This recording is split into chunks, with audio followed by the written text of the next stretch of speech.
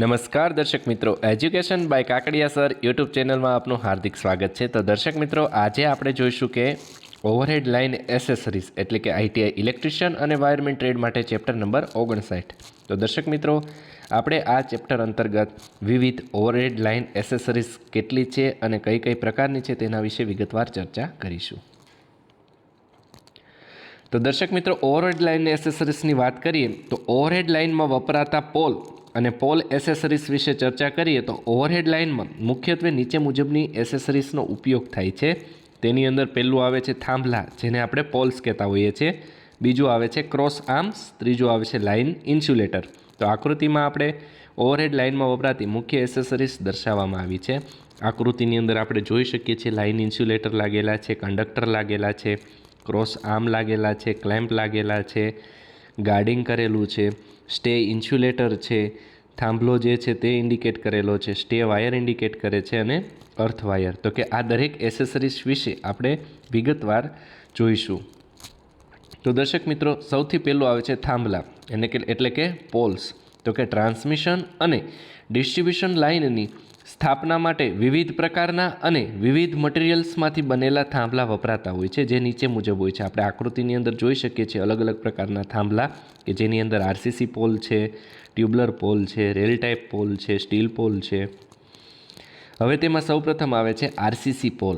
RCC પોલનું full form શું થાય છે? તો કે રેઇનફોર્સ સિમેન્ટ કોન્ક્રીટ પોલ।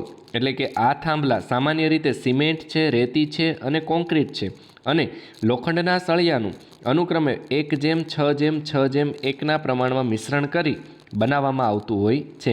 તે બે પ્રકારના હોય છે। તેમાં પહેલો ટાઈપ આવે છે હોલો ટાઈપ અને બીજો છે સોલિડ ટાઈપ।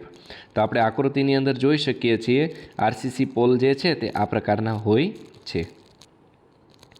હવે હોલો ટાઈપની વાત કરીએ તો કે હોલો ટાઈપ આરસીસી પોલના વચ્ચેના ભાગમાં લંબગોળાકાર ખાલી ભાગ એટલે કે પોલાણ હોય છે। આવી રચનાથી આરસીસી મટીરિયલ્સનું ખર્ચ ઘટાડી શકાતું હોય છે, તેમજ થાંભલા ઉપર ચડવા માટે પગથિયા તરીકે પણ તેનો ઉપયોગ લઈ શકાતો હોય છે। આ પ્રકારની રચનાથી પોલનું વજન પણ ઘટાડી શકાતું હોય છે અને પોલની કુલ લંબાઈ 8થી લઈ 11 મીટર જેટલી હોય છે। આપણે આકૃતિમાં જે ડાબી બાજુ જે પહેલો પોલ જોઈ શકીએ છીએ તે હોલો ટાઈપ પોલ છે અને આ તેનું ઉદાહરણ છે કે હોલો ટાઈપ પોલની અંદર આપણે વચ્ચે શું હોય છે? ગેપ હોય છે કે જેનો યુઝ કરી અને આપણે એની ઉપર ચડી અને એની ઉપર કામ કરી શકતા હોઈએ છીએ।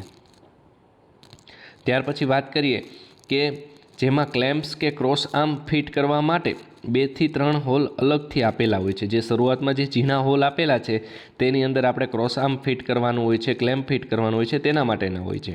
હવે આરસીસી પોલના ફાયદા નીચે મુજબ છે। એક તો તેના ઉપર ચડવા માટે સરળ પગથિયા મળી રહે છે। બીજું તો કે આરસીસી પોલનો ઉપયોગ કરી ડિસ્ટ્રીબ્યુશન ટ્રાન્સફોર્મરનો ઉપયોગ 11 kV સુધીની લાઇન માટે કરવામાં આવતો હોય છે। તેની સ્થાન માટેનું સ્ટીલ ચેનલ સ્ટ્રક્ચર સરળતાથી બનાવી શકાતું હોય છે અને તેની લંબાઈ કેટલી હોય છે? તો કે 60 થી 100 મીટરની હોય છે। તો કે આ વાત થઈ ગઈ આપણે કેની? તો કે આરસીસી પોલની। ત્યાર પછી આપણે વાત કરીએ સ્ટીલ પોલ। તો કે સ્ટીલ પોલ જે છે તે આ થાંભલા માઇલ્ડ સ્ટીલમાંથી બનાવવામાં આવતા હોય છે, એટલે તેનું આયુષ્ય કેવું હોય છે? ખૂબ જ વધારે હોય છે। તેની લંબાઈ 9 થી 11 મીટર જેટલી હોય છે અને તેની સ્થાનની લંબાઈ 50 થી 80 મીટરની હોય છે। તેનો ઉપયોગ 13 kV સુધીની લાઇન માટે કરવામાં આવતો હોય છે। તે કેવા આકારના હોય છે? તો કે જે નીચે મુજબ જોઈ શકીએ છીએ અલગ અલગ પ્રકારના એના આકાર છે। એમાં પહેલું છે ટ્યુબ્યુલર ટાઈપ હોય છે, બીજું રેલ ટાઈપ હોય છે અને ત્રીજું સ્ટીલ ટાવર ટાઈપ હોય છે। આપણે 3 પોલ નીચે મુજબ શેપમાં આપણે જોઈ શકીએ છીએ તે સ્ટીલ પોલ હોય છે।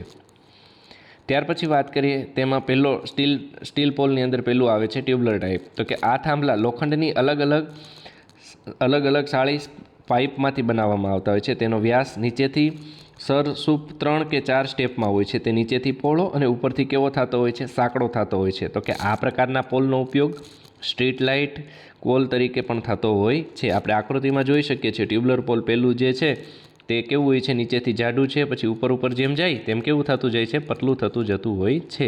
તો કે આ ટ્યુબ્યુલર ટાઈપ પોલનું ઉદાહરણ છે। ત્યાર પછી બીજું છે રેલ ટાઈપ। તો કે આ થાંભલા કેવા હોય છે? તો કે એચ આકારની માઇલ્ડ સ્ટીલની ચેનલમાંથી બનાવવામાં આવતા હોય છે। આ પોલ માટે ઘણીવાર જૂના રેલવેના પાટાનો પણ ઉપયોગ કરવામાં આવતો હોય છે। તો કે આપણે આપણે આકૃતિમાં જોઈ શકીએ છીએ જે સી ટાઈપ ઇન્ડિકેશન જે છે તે એચ ટાઈપ પોલનું છે. તો કે હવે આ પ્રકારના પોલની અંદર કેવું હોય છે તો કે રેલવેના પાટાનો પણ આમાં ઉપયોગ થતો હોય છે અને એચ આકારનો શેપ આવતો હોય છે. તેને આપણે એટલે એને શું કહેતા હોઈએ છીએ તો કે રેલ ટાઈપ પોલ. ત્યાર પછી વાત કરીએ સ્ટીલ ટાવરની. તો કે સ્ટીલ ટાવર જે છે તે હાઈ ટેન્શન અને એક્સ્ટ્રા હાઈ ટેન્શન લાઇન માટે ગેલ્વેનાઇઝ્ડ આયરનમાંથી બનેલા ફેબ્રિકેટેડ સ્ટ્રક્ચરનો ઉપયોગ કરવામાં આવેલો હોય છે. સ્ટીલ ટાવરની ડિઝાઇન મુજબ માપ સાઇઝના માઇલ્ડ સ્ટીલના ટુકડા કરીને ડ્રિલિંગ કરીને તેને ગેલ્વેનાઇઝ્ડ કરવામાં આવે છે. આ રીતે તૈયાર થયેલ વિવિધ લંબાઈના અને જાડાઈના એંગલના ટુકડાને જે જગ્યાએ સ્ટીલ ટાવર ઊભો કરવાનો હોય ત્યાં જ નટબોલ્ટ દ્વારા એસેમ્બલ કરવામાં આવે છે. તે પણ સામાન્ય રીતે કેવા હોય છે, બે પ્રકારના હોય છે. આપણે આકૃતિમાં સ્ટીલ ટાવર જોઈ શકીએ છીએ. ત્યાર પછી તેના ટાઈપ વિશે વાત કરીએ તો તેમાં આવે છે નેરો બેઝ સ્ટીલ ટાવર અને બીજું છે બ્રોડ બેઝ સ્ટીલ ટાવર. આપણે આકૃતિમાં જોઈ શકીએ છીએ છેલ્લેથી બીજી ફિગર જે છે, જમણી બાજુથી છેલ્લેથી બીજી ફિગર, તે પહેલું જે છે તે નેરો બેઝ છે અને બીજી જે ક્રોસઆર્મવાળી ફિગર જે છે તે બ્રોડ બેઝ સ્ટીલ ટાવર છે. હવે સ્ટીલ ટાવર પ્રકારના પોલનો ઉપયોગ ઉચ્ચ વોલ્ટેજ ટ્રાન્સમિશન અને ડિસ્ટ્રીબ્યુશન સિસ્ટમમાં થતો હોય છે. હવે ડિસ્ટ્રીબ્યુશન માટેના પોલની લંબાઈ કેટલી હોવી જોઈએ? 9 થી 11 મીટર જેટલી હોય છે. જ્યારે ઉચ્ચ વોલ્ટેજ ટ્રાન્સમિશન ટાવરની ઊંચાઈ કેટલી હોય છે? 10 થી લઈ 25 મીટર જેટલી હોય છે. તેની સ્પાન લંબાઈ કેટલી હોય છે તો કે 100 થી 300 મીટર જેટલી એની સ્પાન લંબાઈ હોય છે. એટલે કે ખેંચાવાની ક્ષમતા એની 100 થી 300 મીટરની હોય છે. ત્યાર પછી વાત કરવામાં આવે છે ક્રોસ આર્મ વિશે. તો કે ક્રોસ આર્મ કોને કહેવામાં આવે છે તો કે તેને ઇન્સ્યુલેટેડ સપોર્ટ કે જેકેટ પણ કહેવામાં આવતું હોય છે. એનું બીજું નામ શું છે તો કે ઇન્સ્યુલેટેડ સપોર્ટ કે જેકેટ પણ કહેવામાં આવતું હોય છે ક્રોસ આર્મ્સને. તે ગહના આપને અથવા ગેલ્વેનાઇઝ અથવા આયરનમાંથી એંગલ કે ચેનલ સ્વરૂપે બનાવવામાં આવે છે. તેને ક્લેમ્પ દ્વારા નટબોલ્ટથી થાંભલા સાથે ફિટ કરવામાં આવે છે અને તેના ભાગે શું કરવામાં આવે છે, ઇન્સ્યુલેટર ફિટ કરવા માટેના હોલ પણ આપવામાં આવેલા હોય છે. આપણે આકૃતિની અંદર જે એરો દ્વારા જોઈ શકીએ છીએ તે ક્રોસ આર્મ છે. તો કે તે ટાવરની ટોપ પોર્શનની અંદર ફિટ કરવામાં આવે છે અને તેની ઉપર આપણે શું કરીએ છીએ, ઇન્સ્યુલેટર ફિટ કરીએ છીએ અને તેના ઉપર કેબલનું વહન થતું હોય છે. તો કે ક્રોસ આર્મનો મેઇન ઉપયોગ શું છે તો કે ઇન્સ્યુલેટરને સપોર્ટ આપવા માટે થાય છે અને તેના દ્વારા આપણે કેબલનું શું કરી શકતા હોઈએ છીએ, વહન કરી શકતા હોઈએ છીએ. તો કે આ થઈ ગયું ક્રોસ આર્મ. ત્યાર પછી વાત કરીએ ઓવરહેડ લાઇન એસેસરીઝમાં ઇન્સ્યુલેટર વિશેની વાત. તો કે ઇન્સ્યુલેટર જે છે તે પણ અલગ અલગ પ્રકારના હોય છે. તેમાં સૌથી પહેલું આવે છે પિન ટાઈપ ઇન્સ્યુલેટર. તો કે ઇન્સ્યુલેટર પર રહેલા રેનશેડ કે તેને વરસાદના પાણીથી શું કરતું હોય છે, રક્ષણ આપતું હોય છે આપણને ઇન્સ્યુલેટર. હવે સિંગલ પીસ ઇન્સ્યુલેટરનો ઉપયોગ જે છે, સિંગલ પીસ ઇન્સ્યુલેટરનો ઉપયોગ નોર્મલી 11 kV સુધીની લાઇન માટે થતો હોય છે. હવે આ ઇન્સ્યુલેટરને લાઇનની સીધી દિશામાં આગળ લઈ જવા માટે થતો હોય છે. આ ઇન્સ્યુલેટર જે છે તે લાઇનની સીધી દિશામાં આગળ લઈ જવા માટે થતો હોય છે. હવે જે આપણે આકૃતિમાં જોઈ શકીએ છીએ આ પ્રકારનું જે ઇન્સ્યુલેટર છે તે પિન ટાઈપ ઇન્સ્યુલેટર છે અને આની અંદર આપણે જે ઉપરથી જોઈ શકીએ છીએ કે ગ્રુવ્સ આપેલું છે. તો કે એની અંદર આપણે કંડક્ટર ફિટ કરી શકતા હોઈએ છીએ અને જે ડિસ્ક જેવું દેખાય છે તે શું છે, પિન ટાઈપ ઇન્સ્યુલેટર છે કે જે કેની બનેલી હોય છે તો કે સિરામિક મટીરિયલની બનેલી હોય છે. ત્યાર પછી વાત કરીએ શેકલ ટાઈપ ઇન્સ્યુલેટર. આપણે આકૃતિમાં જોઈ શકીએ છીએ આ પ્રકારના ઇન્સ્યુલેટરને શેકલ ટાઈપ ઇન્સ્યુલેટર કહેવામાં આવે છે.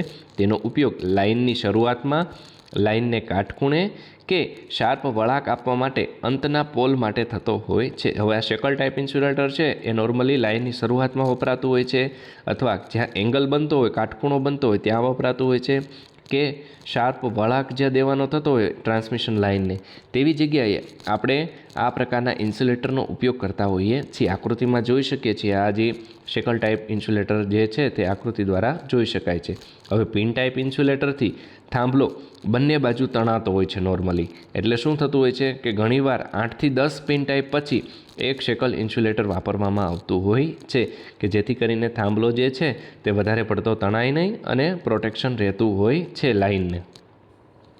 ત્યાર પછી વાત કરીએ સસ્પેન્શન ટાઈપ ઇન્સ્યુલેટરની, તો કે આ જે ઇન્સ્યુલેટર છે તે નોર્મલી 66 kV કરતાં વધારે વોલ્ટેજની લાઇન માટે સસ્પેન્શન ડિસ્કનો ઉપયોગ કરવામાં આવતો હોય છે. આપણે આકૃતિમાં જોઈ શકીએ છીએ કે કેટલી બધી આપણે ડિસ્કનો યુઝ કરી અને સસ્પેન્શન ઇન્સ્યુલેટર બનાવવામાં આવેલું છે.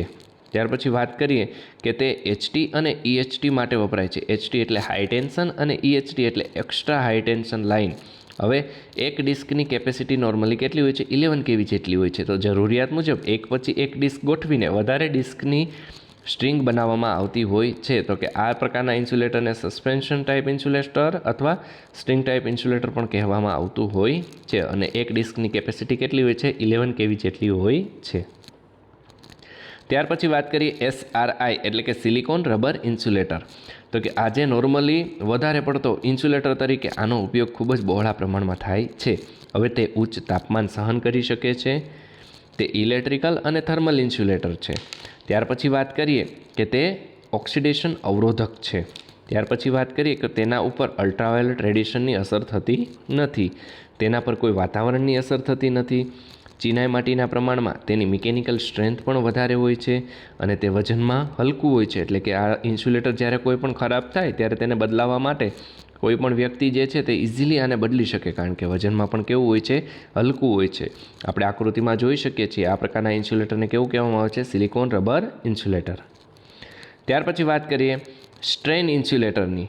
હવે લાઇનમાં વળાંક હોય અથવા લાઇનની શરૂઆતમાં અને અંતમાં એટલે કે ડેડ એન્ડ આ પ્રકારના ઇન્સ્યુલેટરનો ઉપયોગ થતો હોય છે. હવે સ્ટ્રેન ઇન્સ્યુલેટર આપણે આકૃતિમાં જોઈ શકીએ છીએ અને ઘણી વખત આપણે આ રીતે ટ્રાન્સમિશન લાઇન જે થાંભલા ઉપરથી જતી હોય ત્યારે આપણે જોવામાં આવતું હોય છે કે આ પ્રકારનું એક ગેંગ ટાઈપનું જે બનાવેલું જે છે તેને આપણે શું કહેતા હોઈએ છીએ? સ્ટ્રેન ઇન્સ્યુલેટર કહેતા હોઈએ છીએ, જે આ પ્રમાણે આકૃતિમાં દર્શાવ્યું છે તે પ્રમાણે. હવે તેની રચના નોર્મલી કેવી હોય છે? સ્ટ્રેન ઇન્સ્યુલેટરની સસ્પેન્શન ઇન્સ્યુલેટર જેવી જ હોય છે, પરંતુ સસ્પેન્શન ટાઈપ વર્ટિકલ ઊભું હોય છે અને સ્ટ્રેન ટાઈપ કેવું હોય છે? હોરિઝોન્ટલ. એટલે કે સસ્પેન્શન ટાઈપ ઇન્સ્યુલેટર જે છે તે નોર્મલી કેવું હોય છે? વર્ટિકલ એટલે કે ઊભું હોય છે, જ્યારે સ્ટ્રેન ટાઈપ ઇન્સ્યુલેટર કેવું હોય છે? હોરિઝોન્ટલ એટલે કે આડી કન્ડિશનમાં હોય છે. હવે ટેન્સાઇલ સ્ટ્રેન્થ મેળવવા માટે ઘણીવાર બે સ્ટ્રેન ઇન્સ્યુલેટર એટલે કે ડબલ સ્ટ્રિંગનો ઉપયોગ થતો હોય છે. આપણે આકૃતિમાં જોઈ શકીએ છીએ કે જે ડબલ સ્ટ્રિંગ ઇન્સ્યુલેટર છે. ટેન્સાઇલ સ્ટ્રેન્થ મજબૂત મેળવવા માટે ડબલ સ્ટ્રિંગનો ઉપયોગ રોડ ક્રોસ કરતા બંને ટાવરમાં, રેલવે ક્રોસિંગમાં, રિવર ક્રોસિંગમાં થતો હોય છે. ત્યાર પછી વાત કરીએ સ્ટે ઇન્સ્યુલેટરની.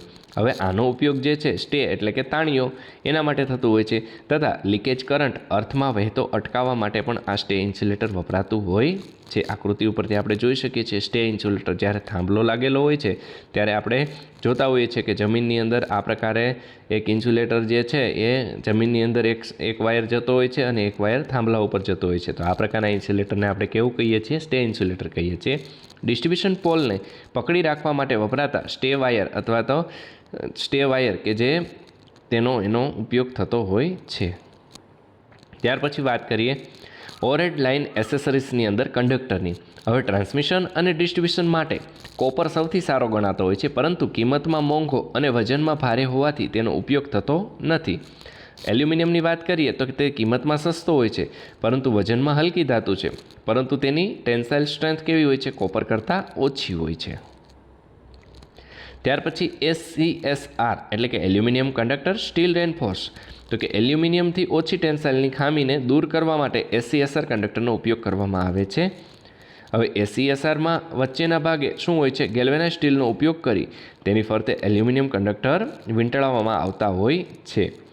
હવે સ્ટીલનો વાયર હાઈ ટેન્સાઇલ સ્ટ્રેન્થ પૂરી પાડે છે, એલ્યુમિનિયમ કન્ડક્ટિવિટી પૂરી પાડતું હોય છે. SCSRને ડોગ, ઝીબ્રા, પેન્થર, રેબીર, મૂઝ, રેકોન એમ તેના રેટિંગ પ્રમાણે અલગ અલગ વર્ગીકૃત કરવામાં આવતા હોય છે. ત્યાર પછી ABC કેબલની વાત કરીએ એટલે કે એરિયલ બેચ કેબલ.